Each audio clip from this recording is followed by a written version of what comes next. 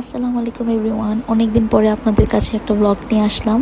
এই ভিডিওটা আমার প্রায় 3 মাস আগে করা, তো আজকে হঠাৎ গ্যালারি চেক করতে ঢুকেছিলাম, তারপরে ভিডিওগুলো চোখে পড়লো, তো ভাবলাম আপনাদের সাথে শেয়ার করি। আমরা গিয়েছিলাম আমার একটা খালার বাসায়, বাসাবো বৌদ্ধ মন্দির। এই হচ্ছে আমার খালাতো বোন।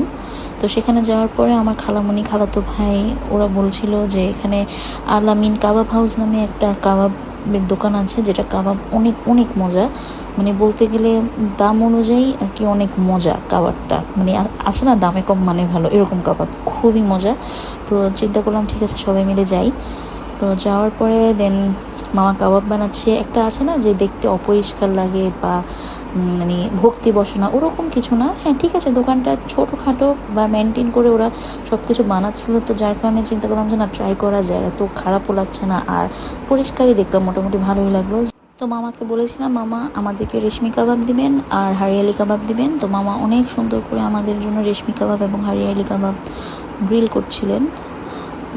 আমার কাছে এত সুন্দর লাগে যখন উনি একটার উপরে একটা মশলা আছে, মশলাটা যখন ব্রাশ দিয়ে দিচ্ছিল, মানে ইচ্ছে করছিল তখনই খেয়ে ফেলি। কিন্তু যাই হোক, এই যে আমাদের প্লেট চলে এসেছে। এখানে এটা হচ্ছে হারিয়ালি আর ওই কাবাবটা হচ্ছে রেশমি কাবাব। এখানে আমাদের আরও 2টো প্লেট চলে এসেছে। কাবাবটা এত মজা যে কি বলবো। 170 টাকা মনে হয়, 170 টাকায় 3 পিস লুচি আর প্রায় 6 থেকে 8 পিস চিকেন, সাথে সালাদ তো আছেই।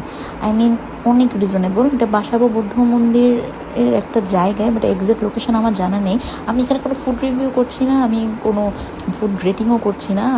আমি আমার যেখানে আমি খেতে গিয়েছি জিনিসটা আমি শেয়ার করছি যে এখানে খাবারটা আমার কাছে মজা লেগেছে।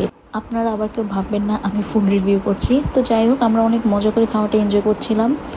এবং এটা হচ্ছে আমার খালাতো ভাই, ওকে বলছি একটু পোস্ট দে, তোকে একটু ভিডিওতে নেবে, তো একটু ভাইরাল হও। তো বললো না দরকার নেই।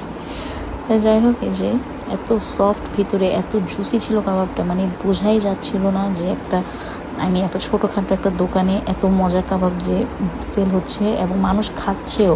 এত মানুষ এসে খাচ্ছিল আমরা যখন খেতে বসেছিলাম, মানে খুবই মজা লাগছিল। এই সালাদটা দিয়ে খেতে আরও বেশি মজা লাগছিলো। এই সালাদটা কিছুটা ট্যাঙ্গি টাইপ ছিল, একটু সাওয়ার ছিল, একটু ট্যাঙ্গি ছিল। তো আর ওই পাশে সসটাও খুব মজা ছিল। আমি অনেক ইরেগুলার হয়ে গিয়েছি পেজে, প্রতিদিন তেমন কোনো ভিডিও যাচ্ছে না। তো আমি চেষ্টা করব প্রতিদিন ভিডিও শেয়ার করার।